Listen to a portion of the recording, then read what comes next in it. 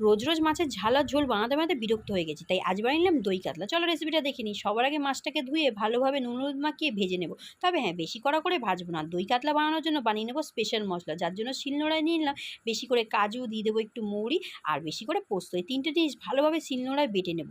আর এই মশলাটা বাটার পর অন্যদিকে বাটিতে নিলাম টক দই। দইটাকে কিন্তু ভালোভাবে ফেটিয়ে নেব। আর মাছ ভাজার পর যেই তেলটা ছিল ওই তেলে দিলাম একটা তেজপাতা, দুটো শুকনো লঙ্কা, একটু গুঁড়ো গরম মশলা, আর দেবো বেশি করে পেঁয়াজ। পেঁয়াজটা লাল হয়ে আসলেই দিয়ে দিলাম আদা রসুন বাটাটা। এটা ভালোভাবে নাড়িয়ে নিয়ে দিয়ে দেবো পেস্ট করে রাখা কাজু বাটাটা। কাজু বাটাটা দেওয়ার পর দিয়ে দেবো এতে গুঁড়ো মশলা। গুঁড়ো মশলা বলতে একটু জিরে গুঁড়ো, একটু ধনে গুঁড়ো, স্বাদ মতো নুন আর চিনি। এতে কোনোরকম কোনো লঙ্কা গুঁড়ো ইউজ করবো না। মশলাটা থেকে যেই তেল ছাড়বে তারপরে দিলাম টক দইটা। দইটা ভালোভাবে ফেটানো, ভালোভাবে নাড়িয়ে একটু জল দিয়েই যেই ফুটে উঠবে দিয়ে দিলাম মাছ ভাজাটা। আর হ্যাঁ, ঝালের জন্য দিয়ে দেবো বেশি করে কাঁচা লঙ্কা। 5 মিনিট ফুটিয়ে নিয়ে নামিয়ে নেবো। তৈরি হয়ে গেল দই কাতলা। রেসিপিটা কেমন লাগলো কমেন্টে জানিয়ে যেও। আমি চললাম এখন ভাত দিয়ে জমিয়ে